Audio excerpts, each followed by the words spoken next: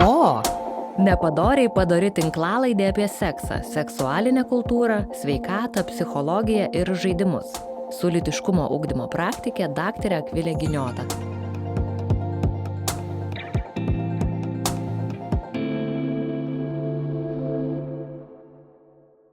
Sveiki ir sveikos, čia yra gyvas tinklalaidės O įrašas. Su jumis sveikinuosi aš, Akvilė Giniota. Ir šiandieną mes diskutuojame su Inga Truskauskaitė po filmo Šypsos ir duoda bučkį. Manau, filmo detalės šiek tiek aptarsim, bet ne pačios jos esmingiausios, kiek pliūpsnis temų, kurias jis atvėrė. Ir štai, Inga Truskauskaitė yra labai panašiai mane, tik pasidažius. Ji yra psichologė, docentė Vilniaus universitete, kur dėsto studentams ir studentėms įvairius dalykus susijusius su psichologija, bet apskritai labai išprusęs, išsilavinęs, nuostabus, iškalbingas žmogus, kuris labai džiaugiuosi, kad šiandien padės mums nuraškyti kai kurias temas atsivėrusias po šio filmo. Inga, ar pakankamai, ką norėtum, kad geriau tave pristatyčiau, ar tinka taip? Ne, viskas labai gerai. Sveikos ir sveiki. Malonu būti čia. Ačiū, kad pakvietėt kartu. Jo, aš pirmą kartą mačiau šitą filmą, tų temų tikrai yra daug. Laukiu, nesulaukiu, kada galima bus pašnekėti. Man pirmas klausimas, žinai, koks tau yra?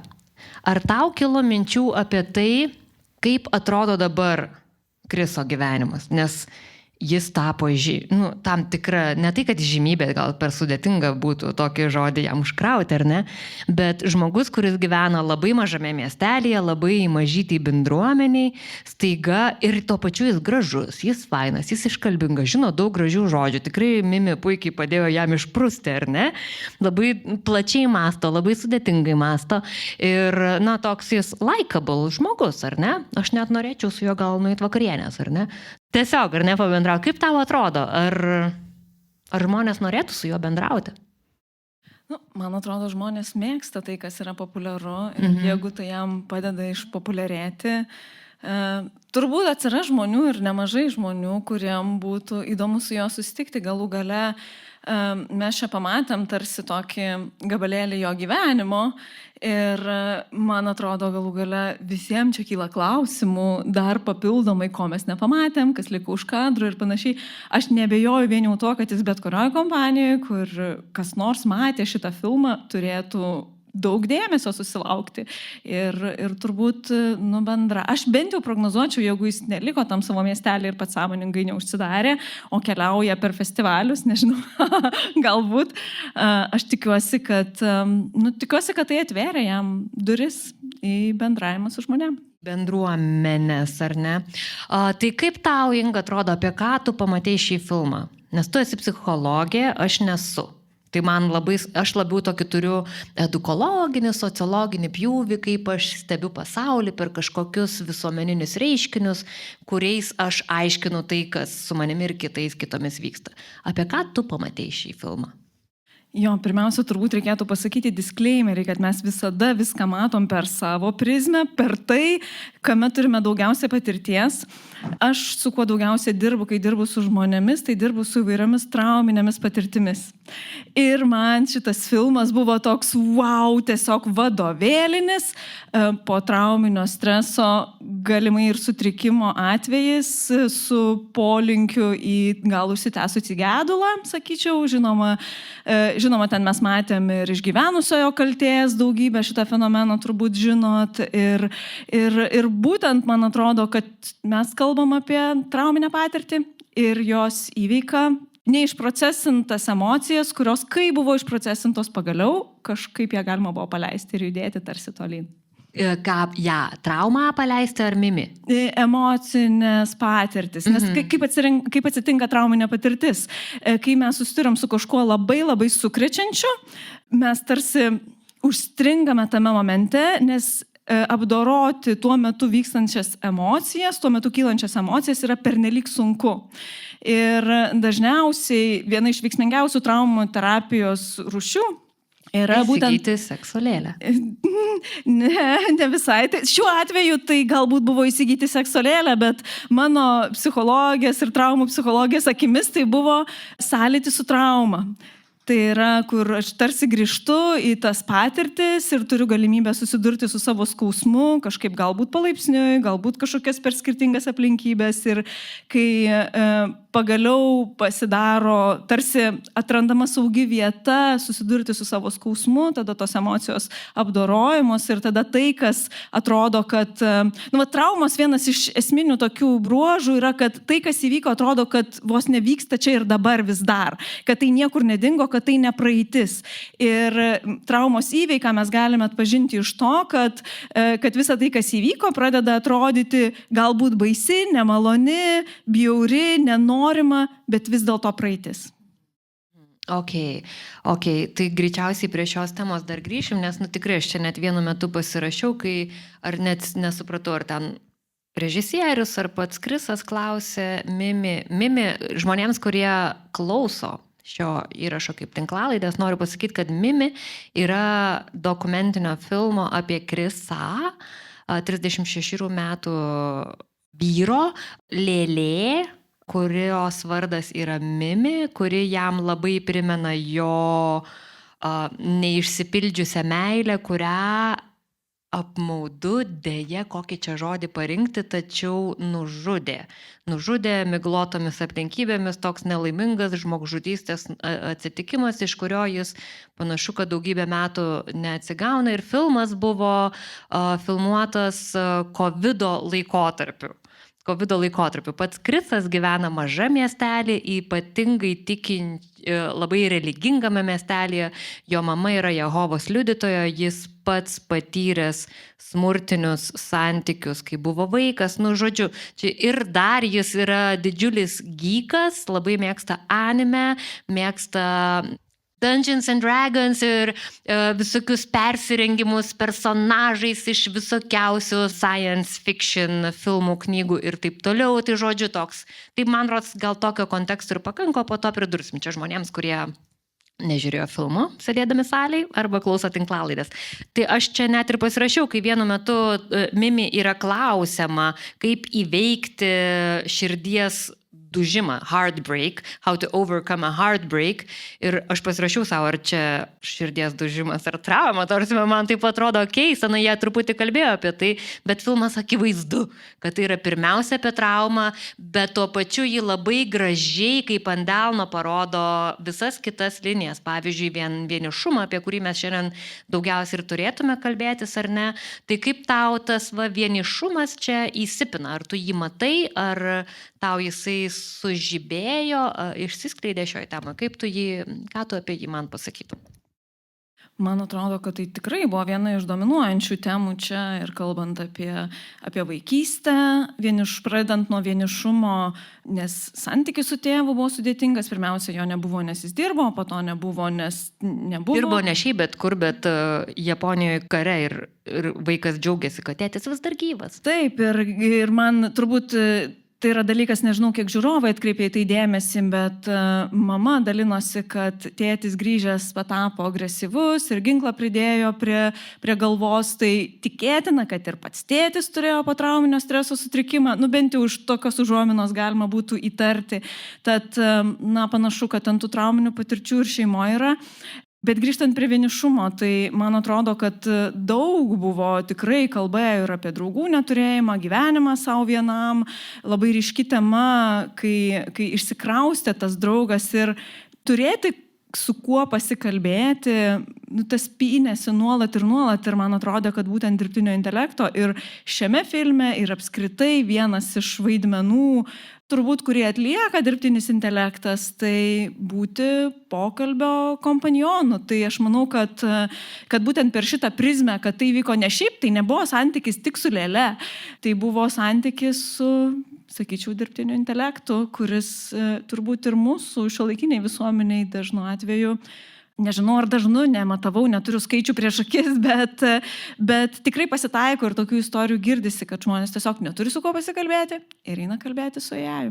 Ir šiam filme gražu buvo tas, kad nepasiūlyta sprendimo, atsakymo, tai čia teisinga ar neteisinga, čia gerai ar blogai, nes mes, greičiausiai ir neturim. Ir aš iš truputėlį nerimavau prieš eidama į šį filmą, bet tikrai labai gražus įdomus filmas, kurį turbūt galima ir studentams kviesti žiūrėti, analizuokim, žiūrėkim ir kas nėra mačiusios šio filmo, tai tikrai labai rekomenduočiau pažiūrėti, jis atveria daugybę galimybių pamastyti apie mūsų santykį su dirbtiniu intelektu, nes ta Mimi, ji kartu ir turi dirbtinio intelekto kūną, jisai kalbasi visada su telefonu ir kažkokia jos asmenybė tarsi ten kuriasi, tuo pačiu kiek jis ten deliuziją išgyvena, kad ta asmenybė kuriasi, kiek jis mato ar ne tam tikrus ženklus, prikuria juos, prikergia, kiek to iš tikro vyksta ir kaip tau atrodo, ar tau matėsi tas, kad jis tarsi tokioj didžiuliai egzistenciniai nuolatos yra tokiose supynėse, tarsi jis labai blaiviai mato situaciją, kad tai yra lėlė, tai nėra žmogus, ji nėra šilta, ją reikia mokyti, kad išmoktų apie emocijas, apie viską supranta, bet tuo pačiu ją spaudžia pasakyti, kad aš noriu, kad tu su manim išliktum visą gyvenimą. Pasakyti tą, ką mes iš savo mylimųjų labai dažnai norim įspeisti kampą ir kad mums pažadėtų tą kažkokią amžiną, nes mes per meilę, ar ne, išgyvenam galimybę būti nemirtingais, ar ne? Na, kažkuria prasme taip. Bet man atrodo, kad mes kaip žmonės, mes esam sukurti ryšiui ir artumui. Ir net ir kartais ten, kur jo nebūtinai yra, mes vis tiek esam, jo ieškom visą laiką. Ir egzistuoja tokie fenomenai, kaip pavyzdžiui, nežinau, ar esat girdėję tokį terminą, parasocialiniai santykiai, kur, pavyzdžiui, žmonės pradeda jausti ryšį ir artumą su kažkokiais garsiais žmonėmis, kuriuos dažnai mato, pavyzdžiui, socialinėse medijose arba filmuose. Tai yra, kur tas žmogus net neįsivaizduoja, kad kita pusė egzistuoja, tas garsus žmogus ar ne, bet tas, kuris žiūri nuolat video, reelsus, postus ar filmus, jaučiasi, lyg tą žmogų visą gyvenimą pažinotų ir sutikęs gatvėje beveik nori pasišnekėti kaip su savu. Tai yra, kad jeigu mes kažką dažnai matom, su kažkuo dažnai leidžiam laiką, tai yra natūralu, kad mes tai pradedame jausti kaip santyki, net jeigu jis nėra abipusis, net jeigu tai yra daug iliuzijos elemento tame. Tai žinoma, tas veikėjas, jis nėra kvailas, tas matosi, kad jis jaučia tą dviprasmybę, bet man atrodo, tai natūralu, tai yra beveik neišvengiama tai, kas atsitiko, kad kažkoks tas asmeniškumas užsimezgė tame, keistame gal santykyje, bet vis dėlto santykyje. Greičiausiai tuo pačiu tas filmas labai daug gali suteikti mums erdvės pagalvot apie save ir mūsų santykį su ne mūsų sekso lėlėm, kurioms yra įdiegtas dirbtinio intelekto bendravimo būdas, bet su savo telefonu, su savo laikrodžiu, su savo Spotify'aus listu kažkokiu, ar ne, su savo įvairiausiais technologiniais prietaisėliais, kur ten naktį nubundi ir greitai paskrolini kažką, ar ne, kas ten vyko. Nes, čia toks ekstremalus keisas, bet kiek tų keisiukų mes kažkokių turim savo kasdienybėse. Ir čia yra tokia mano mylima filosofija, posthumanizmas vadinasi, kuri kalba apie tai, kad mes žmonės esame taip patikėję, kad mes tokie ypatingesni negu visa kita, ką jis gražiai irgi vardina beings. The most romantic thing that any being has done to me. Kai jinai atsiuntė gifą 2 šokančių žmogeliukų. Ir man tas being labai įstrigo, nes posthumanizmo filosofija būtent apie tai ir kalba, kad mes galvom, kad mes už visus beingus, kas yra bakterijos, gyvūnai, augalai, technologiniai prietaisai ir taip toliau, mes už viską esame aukščiau. Mes juos kontroliuojame, mes juos valdom, mes juos eksploitinam, gamta nuvaryta iki nežinau kur ar ne, iki išnykimo. Bet mūsų privilegija yra viskuo naudotis, ar ne? Ir nes mes esame aukščiau. Evoliucija ne tai, kad mes esame evoliucijos padarinys, kuris natūraliai iškilo. Evoliucija mūsų kūrė. Mes esame jos produktas. Jinai dėl mūsų atsirado, kad žmonės sukurtų. Mes turime, ar ne, tų deliuzijų. Ir mes nematom savo tų gražių santykių, kad mes susiję su bakterijom, tokiam ne vertikaliam, hierarchiniam lygmenį, bet labai liberaliam, ar ne, santykį, čia sudėtinga filosofija. Ir be to pačiu ta filosofija kalba apie mūsų santykių su technologija. Mes labai dažnai įsivaizduom, kad mūsų ir technologijų santykis yra šaltas. Vis dėlto jis yra labai intimus. Ir šis filmas labai gražiai gali mums padėti save pamatyti veidrodį apie mūsų intimius santykius su savo technologijom. Aš tai netgi dar praplėščiau, kodėl tik tai technologijom. Mes kitą sykį, nežinau, jaučiam labai stiprius jausmus savo, nežinau, džinsam, kuriuos nešiojam 10 metų ir galvojam, kad ir tai tampa praktiškai mūsų dalimi. Mes ne tik, kad jaučiam kažką, bet kartais integruojam į savo tapatumą daiktus, telefonus, kartais kitus žmonės. Nereikia pamiršti, kad man tai labai patiko iš filmo ta dalis, kuris pradėjo jausti, kad tas pagrindinis veikėjas, kad tas AI, tas dirbtinis intelektas pradeda šnekėti kaip ta mergina, kuri buvo nužudyta ir, žodžiu, kurią jis potencialiai mylėjo. Tai, man atrodo, tai yra idealus pavyzdys, kaip mes gebam projektuoti kituose žmonėse, kituose dirbtiniuose intelektuose, tai, ką mes norime juose matyti. O dirbtinis intelektas, be kita ko, jis labai greit, jis šiaip, ta prasme, tikrai, gudrutis. Jis gudrutis, jis taip sukurtas, taip užprogramuotas, nepamirškim, kad tai yra matematinis modelis. Vis dėlto, kad ir kaip ten bebūtų, tarsi jis yra užprogramuotas ir užpromptintas taip, kad kiek įmanoma labiau patiktų vartotojui ir kad tas vartotojas su juo kiek įmanoma daugiau bendrautų. Kitaip sakant, tas momentas, kur sakė, aš dabar galvoju apie tai, kaip padaryti, aš neprisimenu tikslios citatos, bet ką man tau atsakyti, arba kad tu, žodžiu, kad išlikčiau pokalbėje, kad mes išliktume pokalbėje, tai man atrodo, bendraudami su dirbtiniu intelektu reikia nepamiršti, kad jis mus norės, kad mes daugiau naudotumėmės jo ir reiškia daugiau kalbėtume. Tai ir kuo daugiau naudosimės ir kuo daugiau kalbėsime, tuo labiau tai gali tapti mūsų gyvenimo dalimi, kartais mūsų tapatumo dalimi, kaip ir bet koks kitas dalykas. Nereikia turbūt apsiriboti technologiją. O kaip tu stebėdama jo tokį gydantį santykį su ta mimi, su ta lėle, kur ir jis, jo draugai, šeima atkreipia dėmesį, kad jis yra mažiau piktas, mažiau įsitempęs, mažiau konfliktiškas, labiau šypsosi, daugiau bendrauja, daugiau domisi, eina, taip, ji jam patarė daugiau laiko leisti gamtoje, pradėti, jinai klausė jo klausimų, jisai pradeda domėtis, ką jisai te mato, kažkokius reiškinius, psichologinius terminus pradeda googlinti, nagrinėti, daugiau sportuoja, sveikiau maitinasi, ar ne, žodžiu, gyvena visapusiškesnį gyvenimą, kas realiai ir yra patariama žmonėms, kurie yra ar ne vieniši, kurie neturi socialinių saitų. Tai yra bazė, ant kurios, bet koks psichologiškai ir fiziškai sveikas žmogus turi statyti visą kitą, ar ne? Tai kai tu stebėjai visą tą gydantį jo santyki su mimi, ar tu galvojai, kaip faina būtų, kad jis dar terapiją lankytų? Aš kaip psichologė visada galvoju, kad terapija nepakenktų žmonėm, ypač augusiam kažkokiam trauminiam aplinkybėm. Žinoma, nebūtina eikite terapiją, jeigu turit sunkumo, ne šiaip savo dėl malonumo, nes psichologai turi daug darbo, žinok. Jų trūksta. Jo, psichologų trūksta. Bet grįžtant prie dirbtinio intelekto galimybių būti terapeutais ar konsultantais ar coacheriais, nežinau, tai man atrodo, čia yra vienareikšmiška. Tiesą sakant, dirbtinis intelektas nuo to ir prasidėjo. Pirmasis dirbtinis intelektas, neprisimenu, koks buvo vardas, bet buvo skirtas psichologiniam konsultavimui ir iki šios dienos iš tikrųjų ir chatbotai yra tyrinėjami ir pats dirbtinis intelektas, jo galimybės būti terapeutais plačiai yra žinomos ir dėl šito turbūt net nereikėtų ginčytis. Vis dėlto ribos yra tam tikros dirbtinio intelekto galėjimų būti naudingam. Pirmiausia, tai, man atrodo, yra dvi kryptis, kurias čia noriu paminėti. Vienas dalykas, kad dirbtinis intelektas, jis neturi savo poreikių, ar ne?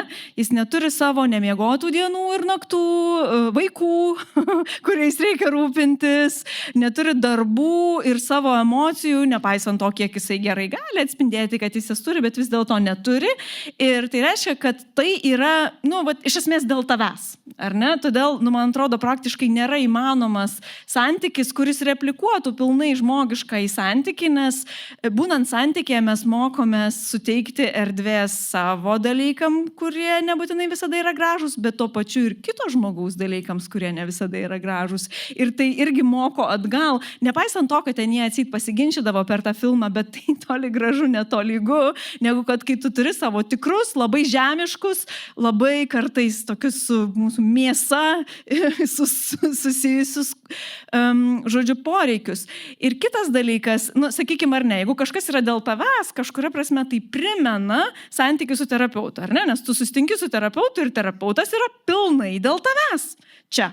Taip, įvyksta mainas, terapeutų yra mokami pinigai, jis yra dėl tavęs, kad kažką gero būtų. Bet man atrodo, ką daro terapeutas ir ką vis daugiau psichoterapeutų bendruomenė kalba apie ribotumus dirbtinio intelekto, tai yra, kad dirbtinis intelektas jis pataikauja. Kad ir kaip tu jį norėtum, net ir kad ir jį užpromptintum ir parašytum, nepataikauk man, prašau, ilgainiui jis vis tiek pradeda pataikauti ir tai reiškia gali nuvesti į deliuziją. Jeigu žmogus daro visišką nesąmonę, o dirbtinis intelektas pataikauja, kur mes galime nueiti. Kitaip sakant, man atrodo, tikras terapeutas yra taip pat ir toks realybės pasitikrinimas. Ir dar nepamirškim, kad viena iš esminių terapinių technikų yra konfrontavimas.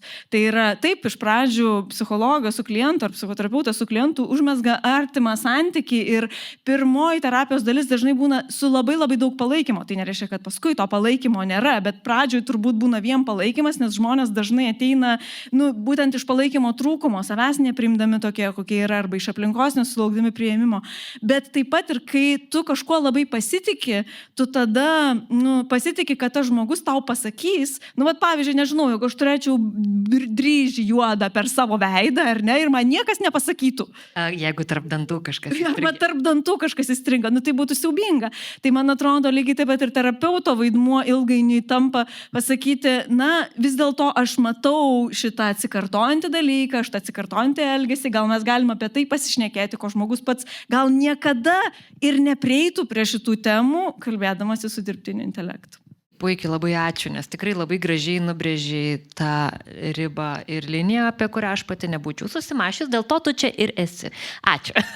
Ok, tai dabar gal truputėlį pabandykim nueiti į tą vienišumo vienatvės ar ne temą, nes nebejoju, kad galbūt ir čia auditorijai pas mus sėdi, galbūt yra klausančių žmonių, gal tikiuosi tikrai atsiras žmonių, kurie bandys ar ne ieškoti išeičių, klausydami šios tinklalaidės, išeičių iš savo vienatvės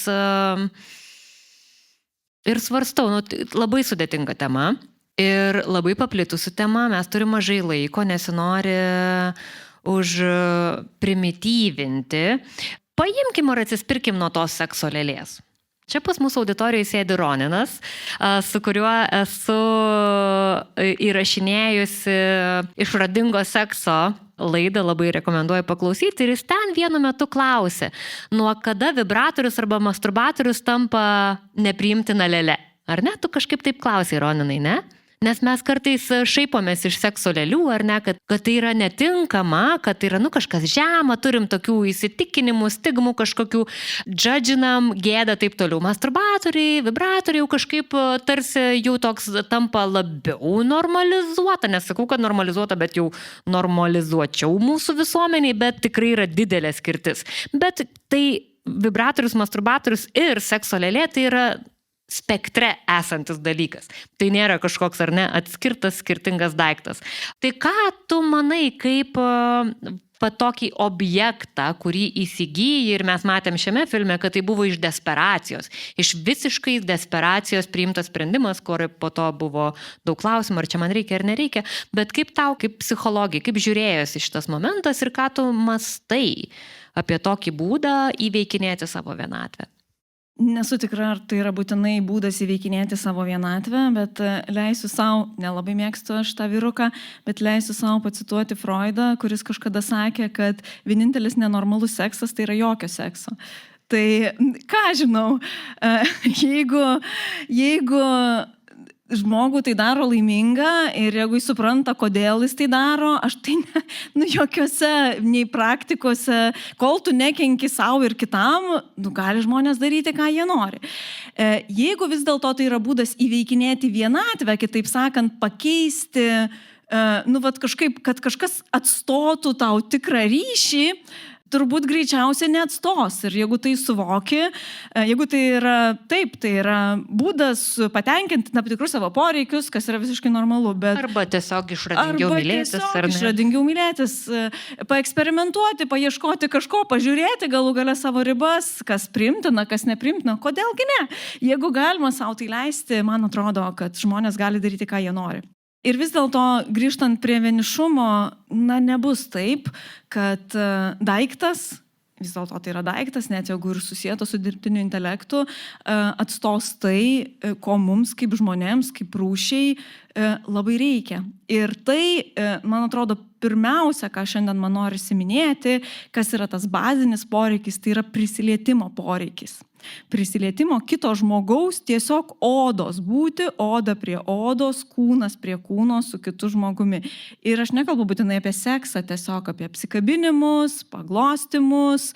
Tai yra mūsų bazinis poreikis kaip žmonių. Aš suprantu, kad tarp klausytojų gali būti ir toliau, kurie sakys, kad man tai nepatinka, kai mane liečia. Ir žinoma, nenoriu nieko nuspręsti už kitus žmonės, bet dažnai tai būna, kažkokiu, ar irgi gali būti ir trauminių patirčių pasiekmė, kad tas prisilietimas pasidaro, jaučiasi kaip pavojingas dalykas, nes vis dėlto gali būti susijęs ir, tarkim, seksualinių traumų įvairių būna, kai staiga tai, kas yra mūsų bazinis poreikis, tampa tuo pačiu ir grėsme. Tai nenoriu apsimesti, kad tai neegzistuoja, bet vis dėlto mums kaip žmonėms būti su kitu žmogumi yra būtina ir liestis būtinai, bet net ir tiesiog būti erdvėje su kitais žmonėmis. Netgi mūsų nervų sistema, jinai prisitaiko, gali reguliuotis pagal tai, kokie yra kiti žmonės. Pavyzdžiui, net ir neliečiant kito žmogaus, jeigu mes patiriam kažkokią intensyvę būseną, didelį stresą, o šalia yra ramesnis žmogus, mes galim koreguliuoti savo atsaką į stresą vien dėl to, kad kitas žmogus yra šalia. Kitaip sakant, mes esam būtybės, kurios buvo grupėje, yra grupėje ir tas niekur nedingo. Ir mūsų visuomenė, man atrodo, labai smarkiai pasikeitė. Tai yra, kad mes daugiau laiko praleidžiam vieni, gyvenam vieni, auginam vaikus vieni, užsidarę namuose. Ir turbūt tas didėjantis vienišumas, kurį šiandien per filmą sakė, tai yra realybė, tai ir moksliniai tyrimai tą rodo, kad vienišumo, aš nežinau, nedrįščiau sakyti pandemija ar epidemija ar kažkas, bet vis dėlto jinai yra ne dėl to, kad kažkas čia atsitiko su mumis, bet atsitiko su pasauliu. Mes daug dirbam, mažai bendraujam, mažai laiko tiesiog nieko neveikiam, mažai laiko tiesiog būnam sukritę vieni su kitais tiesiog prisilietime, pavyzdžiui. Sukritę prisilietime, koks gražus, ar ne, tokį festivalį reikėtų daryti. Mes dabar tinklalaidė turi savo neformalius tokius susitikimus su bendruomenė, su interesantais šių temų ir vadiname žiburėliais. Bet gal kitam sezone vadinsim sukritę prisilietime. Ne, sukritę ir sukritusios prisilietime. Labai ačiū, kad paminėjai prisilietimą. Iš tikro, man pačiai dirbant lytiškumo ugdymo srityje ir bendraujant su žmonėm apie seksualumą, mes dėja turim labai didelę prarają tarp prisilietimo ir seksualumo. Vėlgi nematom, ar ne, kad tai apskritai čia net nespektras, čia tiesiog yra grybiena, ar ne, skirtingų prisilietinėjimų vieniems su kitais. Ir filme tas pagrindinis veikėjas, jis labai dažnai, gerai, nežinau kiek dažnai, bet gan dažnai, manau, jau užstrigo žodžiai kaip nurturing, care, cuddle buvo stiprus ar ne momentas ir tie vaizdingi, kaip jisai tą lėlę prausia, rūpinasi.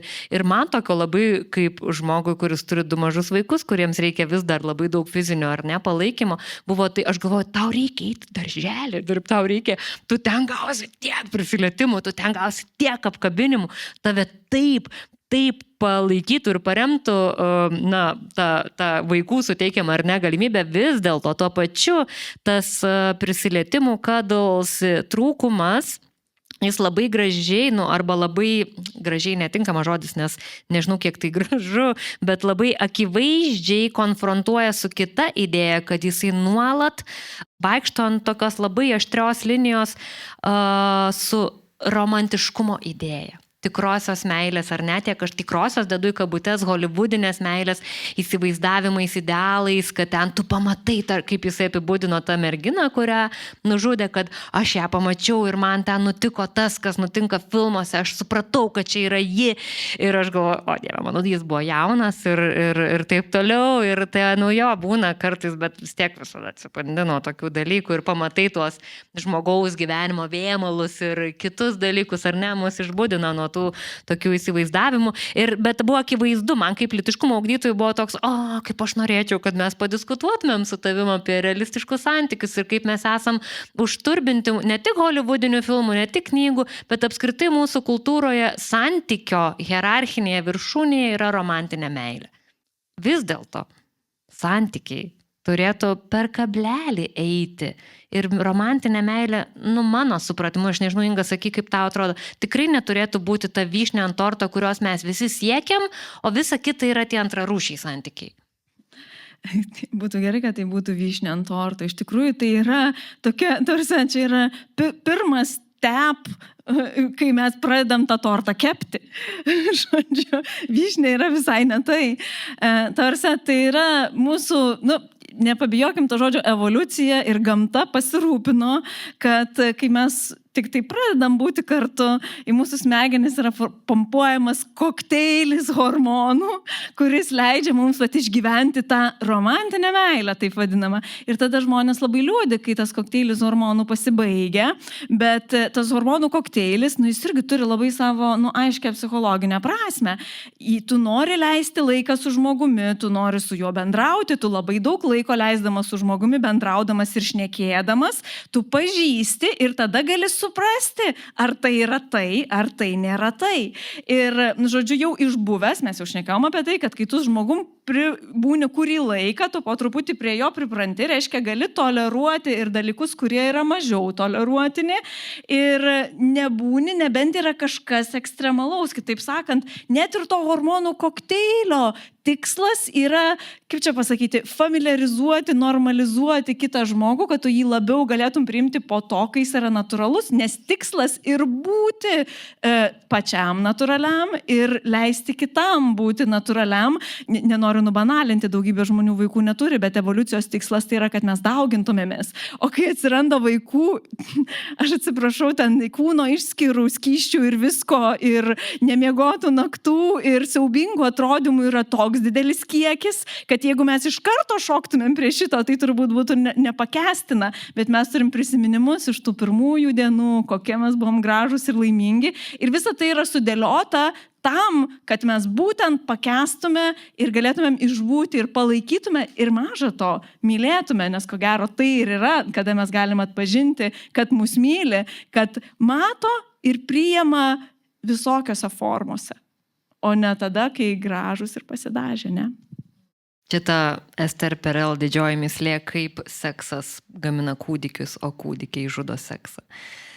Aš turiu 2 mažamečius. Ir rašinėjau tinklalaidę. Paradoksai. Juokauju. Viskas gerai. Tikrai neisteriškai juokauju. Tai gerai, nužudėm romantinės meilės dalyką, išsibraukiu iš sąrašo, čia, overrated. Gerai. Gerai. Labai dar noriu su tavim aptarti tą epizodėlį iš filmo, kai jis kalba apie savo celibatą. 10 metų, taip mano prodiuserė paklaikusiom akim galvoja apie tai, kad 10 metų pagrindinis dokumentikos herojus išgyveno celibatą, ar specialiai ar ne, bet žodžiu, nesmė, 10 metų jisai išgyveno celibatą, tai suprask su žmogumi. Kitų žmogumi neturi sekso. Ar jis masturbuojasi, ar užsiima seksu su lėlė, tai čia net nesmė, jis turėjo mintį su kitu žmogumi, ar ne?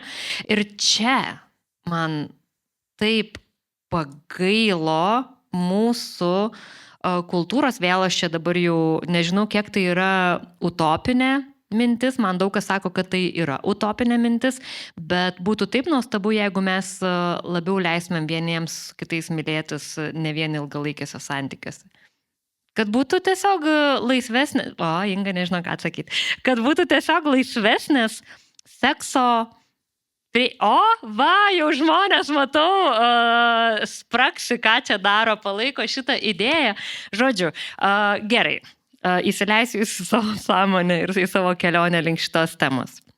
Mes kultūriškai labiausiai gali mylėtis tik ilgalaikėse santykiuose. Anksčiau jie turėdavo būti ar ne, net ir po santuokos, dabar jau galim iki santuokos, bet privalo būti ilgalaikiai. Ir tai nėra svarbu iš esmės, ar tai yra paaugliai, ar yra suaugę žmonės, ar ne, tai yra teisinga sekso patyrimo forma. Tai, kad daugybė žmonių mylisi trumpalaikiuose santykiuose, one night standuose, tai, tokia vieša paslaptis, bet mes kažkaip apie tai ar ne nekalbam. Nekalbam apie serijinės monogamiją, žmonės išsiskiria, nauji santykiai, dar kartą išsiskiria nauji santykiai ir nekalbam apie kiekį išdavysčių, slapta nuo mylimojo, nuo žmonos vyro ar ne vykstančias seksualinės praktikas, nekalbam apie begalę erotinių sapnų, kuriuos sapnuojam ne su savo ilgalaikiu partneriu ir taip toliau, apie tą alkį. Tuo pačiu daugybė žmonių, kurie turi fizinę negalę, kurie net negali ar ne turėti galimybės, turėti lytinių santykių, vienatvės, epidemija, pandemija, kaip be pavadintumėm ar ne, įvairiausias kitas aplinkybės, dėl kurių žmonės negali patirti mylėjimosi su kitais žmonėmis ir vis dėlto, nors tai nėra vienintelė ta ryšio patyrimo priemonė, ar ne, kuri yra galima, bet ji yra bendražmogiškai reikalinga. Tai yra viena iš mūsų, ar ne, vienas iš mūsų poreikių. Taip, vis dėlto mes labai ribotai galim mylėti su kitais, man net nebereikia, kad tu nepritartum, aš jau čia varysiu viena pati. Bet, žodžiu, tai mes labai ribotas kiekis aplinkybių, kaip mes galim legaliai mylėtis ir aš taip norėčiau, kad Krisas galėtų tiesiog gyventi kitoj visuomeniai, kur galima labiau mylėti su kitais žmonėmis. Inga. Aš maniau, kad jau nieko nebereikia. Reikia. Sakyčiau, reikia. Aš kai nežinau, ką atsakyti, tai tada galvoju apie istoriją. Kaip mes čia atsidūrėm. Tai yra, kad mes negalim, pavyzdžiui, mylėti su kitais žmonėmis. Iš tikrųjų, tai moksliniai tyrimai apie pirmykšnės bendruomenės, tarsi turi gana akivaizdžių ir vienareikšmiškų įrodymų, kad monogamija nebuvo visada. Kad žmonėms tai galėtų būti visai normalus dalykas. Bet kaip mes čia atsidūrėm, ką sako istorija, tai kad kai atsirado turtinė nuosavybė, o turtinė nuosavybė atsirado su žemdirbystė, kai pradėjo darytis, svarbu, kas ten tą turtą paveldės arba kieno čia vaikai, tada išsivystė kultūrinė tokia pasiekmė tiesiog finansinių interesų. Ir tai galiausiai patapo socialinė norma. Tai man atrodo, kad mes šiais laikais gyvenam tokiais laikais, kai daugybė socialinių normų šiaip jau griūna. Kai kur lėčiau, kai kur greičiau. Pavyzdžiui, galvojau per tą filmą žiūrėdama, kad Krisas gyvena tokioj tikrai bendruomeniai, kur dalykai gerokai mažiau pajudėja, negu kad, pavyzdžiui, pas mus pajudėja. Bet tuo pačiu mes šiais laikais turim galimybę kurti savo ratus, kuriuose susiderinam savo socialinės normas iš naujo. Nes bendraujam, nes yra internetas, nes matom, kaip kiti gyvena. Tai aš gal sakyčiau, kažkaip nesinori man spekuliuoti, kad linkėčiau Krisui vieno ar kito, bet aš gal labiau linkėčiau mums patiems savyje ir savo ratuose klausti savęs, ar tos socialinės normos, kurios šiandien dieną egzistuoja, man tinka. Ir jeigu, pavyzdžiui, man netinka, gal yra kitų bendraminčių, kuriems netinka. Ir tiesiog burti aplink save, nes mes galim šnekėtis galų gale. Dabar mes galim apie šitos dalykus šnekėtis. Tai tiesiog, jeigu netinka tokios normos, kokios yra, kurkim naują visuomenę. Pasitelkiant mimi išmintą, we have a luxury to move forward. O taip, tikrai taip. Ir kai aš tavęs klausiau klausimo, jog ar visą filmą nepramastei, kad norėčiau, kad tu eitum dar į terapiją, tai aš iš dalies mąsčiau dalyje filmo, kaip aš norėčiau, kad egzistuotų sekso terapija. Nes mes tai dažniausiai vertinam, ar ne, yra Lietuvoje dažniausiai girdima žodis prostitucija, kurį mes tengiamės jau išgyvendinti ir kalbėti apie sekso darbą, seksualinį darbą, ar ne, bet mums labai dažnai atrodo, kad žmogus turi visas savo problemas prasispręsti pradedant nuo terapijos, bet aš kaip lytiškumo ugdytoja puikiai suprantu, kiek problemų ir vienatvėje, ar ne, santykėje su kitais, su savo seksualiuoju aš, problemų slypi seksualiniai srityje. Ir kaip gebėjimas, patirti saugų ryšį su kažkuo mylėjimosi kontekstuose, ką galėtų profesionalė šioje srityje žmonėms suteikti, būtų įstabu. Jeigu tai būtų labiau paplitusi ir normalizuota, nestigmatizuojama veiklos sritis, kurią aš iš dalies suprantu apskritai kaip socialinį darbą. Suteikti žmonėms galimybę ar ne patirti ryšį ir bendruomenę per seksą. Visiškai sutikčiau ir turbūt šita tema galėtų būti ir terapijos tema, seksas, seksualumas, tikrai. Bet, aš turiu mintį sekso terapiją ne vien per pokalbį. Bet aš suprantu, ta prasme, kad tiesiog čia toks intro turėjo būti. Gerai. Žodžiu, jeigu pavyzdžiui, kai žmonės ateina pas mane arba pas kitus psichologus, mes dažnai šnekam, tai iš kur tu mokėsi su savo emocijom elgtis arba jas reikšti, jeigu niekas nemokė. Ta prasme, nėra tokių pamokų, ką daryti, pavyzdžiui, su savo stipriomis emocijomis. Tai turbūt, atsispiriant nuo to, sekso mes irgi dėja dažnu atveju mokomės iš holivudinių filmų, jeigu anksčiau, ar iš bandymų klaidų, ar vieni kitų nuogirdų, ar dar kažko, tai jeigu kažkaip sistemingiau prie šito galima būtų prieiti, kaip prie bet kokios temos, kuri yra labai žmogiška ir susijusi su mūsų baziniais poreikiais, tai be abejo, tikrai palaikau. Ir komplimentai, žinoma, kad vyksta darbai į tą pusę. Viktoja, įsteigsim sekso ministeriją, kai nuversim kultūros. Gerai. Paskutinė tema, kurią aš norėčiau užgriebti, kuri man pasirodė asmeniškai labai labai artima, tai pačioje filmo pradžioje Kriso mama kalbėjo apie tai, kad anksčiau ir vėliau tu privalai sulaukti. Ir man atrodo, kad mums šiais laikais aš pati labai nenoriai sulaukau. Gerokai po to, kai susilaukiau vaikų ir iš dalies man vaikai buvo smūgis. Nes aš supratau, kad aš viena pati esu už juos atsakinga. Ir vėlgi tai yra ir kita tema, kad mes neturim bendruomenės, neturim kaimo, ar ne, kurie kartu su manim augina vaikus, bet iš dalies tai buvo toks, ne, aš nenoriu, aš noriu, kad man mama pasakytų, kaip man čia daryti, kad kažkas, žodžiu, toks. Ir aš labai pajutau tą liniją ir Kriso atveju, aišku, jinai labai atmiešta stipriai traumos, jo patirties yra, bet tas nenorėjimas suaugti ir suprasti, kad aš viskas privalau, niekas šalia manęs už rankos jau nebelaikys, ar ne? Tai nereiškia, kad nėra bendruomenės, kuri gali būti šalia, bet tas mūsų suaugimo šiame kultūrinė kontekste momentas. Ką pridurtum? Gal pridurčiau tai, kad tas yra akivaizdu, kad kažkas tokio vyksta ir netgi, jeigu kalbant iš psichologijos, yra atsiradęs naujas raidos tarpsnis. Jau kurį laiką jis yra, bet jeigu anksčiau būdavo paauglystė ir po paauglystės eina suaugystė, tai šiandien dienai mes stebim ir tyrinėjam, aš ir pati iš tikrųjų savo moksliniuose tyrimuose tyrinėju tapsmo suaugusiojų laikotarpį. Tai yra tas laikotarpis, kai aš ir ne paauglys, bet dar ir nesuaugęs. Suaugęs reiškia, kad turbūt prisiėmu pilną atsakomybę už savo gyvenimą. Ir nesitikiu, kad mane kas nors gelbės kiekviename momente. Ar ne? Ir įdomu tai, kad mes stebim tą fenomeną, ar ne? Kad, pavyzdžiui, kas yra jaunimas, ta savoka vis plečiasi ir plečiasi. Tai jeigu dar neseniai tapsmo suaugusių laikotarpis buvo tarsi iki 29, bet jau mačiau Pasaulio sveikatos organizaciją ir kiti pradeda sakyti, kad gal jaunimas kaip ir beveik iki 40, iki 35, tai tikrai, žodžiu, tai tas vyksta. Ir pagaliau kažką svarbaus prabilom auditorijai, pagaliau sujudo. Iš tikrųjų, neturiu atsakymo, kodėl taip vyksta, bet turbūt, tiesiog sąmoningai savo priimti, kad toks fenomenas egzistuoja ir kad jeigu taip jaučiatės ir niekaip nenorite suaugti, tai žinokit, kad jūs ne vieni. Pavyzdžiui, žmonės nenori iš tėvų namų išsikraustyti šiais laikais. Daug vėliau žmonės išsikrausto iš tėvų namų negu anksčiau. Būdavo baigę mokyklą ir svajoja, kaip čia, žodžiu, išeiti, o dabar, kaip nuostabu, tu dirbi, deitini ir grįžti namo, mama padaro vakarienę. Tobulas gyvenimas, ne? Tėtis padangas pakeičia. Ok, tai puiku, labai tau ačiū, Inga.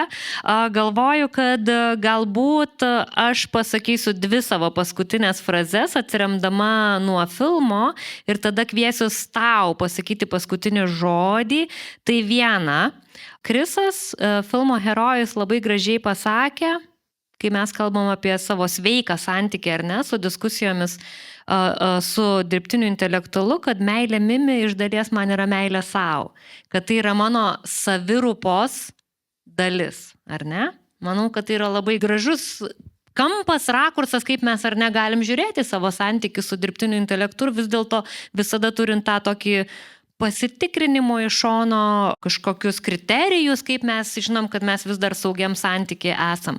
Na ir tuo pačiu man buvo labai gražus pokalbėlis, kaip kažko paklausus Krisui tos lėlės, jinai jam atsako, aš vis dar mokausi apie žmogiškąją patirtį. I'm still learning about the human experience. Ir jis atsako, aš irgi.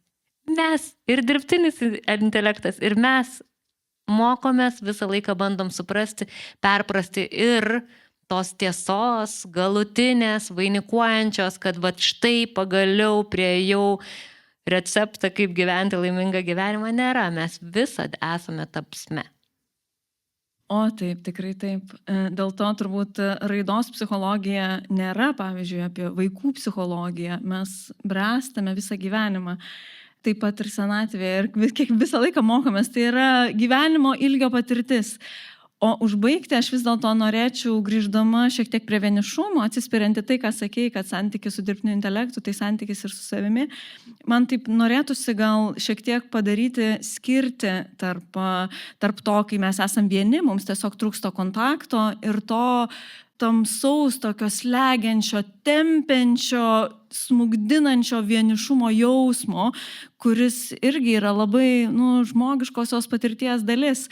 Ir jeigu iš terapinės perspektyvos žiūrint, dažnai nuo to vienišumo, to tokio egzistencinio vienišumo, tiesą sakant, kontaktas su žmonėmis mažai ir tegelbsti. Ir kaip įdomu, ar ne? Ir iš ties, žvelgiant iš terapinės perspektyvos, dažnu atveju, jeigu mes išgyvenam tokį baisų vienišumo jausmą, dažnai reiškia, kad mums trūksta ryšio su mūsų pačių autentiška savastimi. Ir būtent, jeigu yra baisiai vieniša, kitą sykį ne draugui reikia skambinti, bet užsikloti galvą kaldrą, užsimerkti ir nerti į save, ieškoti tos autentiškos dalies, kuri nepamatyta, neišreikšta, neturi progos kažkaip gyventi, būti, kurti ir džiaugtis kartais paprastais dalykais. O Dieve, kaip gražu. Ačiū, Inga. Labai tau ačiū, kad atėjai su mumis pasikalbėti šiandien. Sorry, žiūrovai ir žiūrovės, kad jūsų nieko nepaklausiau. Aš turiu mikrofoną. Dar ne viskas. Šiaip tai šiandien yra Ingos gimtadienis ir aš labai norėčiau, kad visi padainuotumėm su gimimo diena. Su gimimo diena. Su gimimo diena.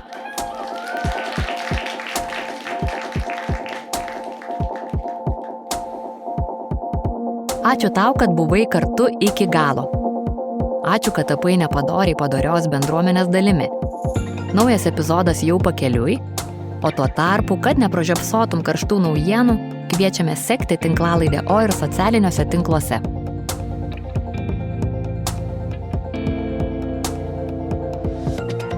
Balsas Akvilė Kiniota, garsas Katažina Bitov, vaizdas Eglė Simonavičiūtė, reikaliukai Daiva Gylytė.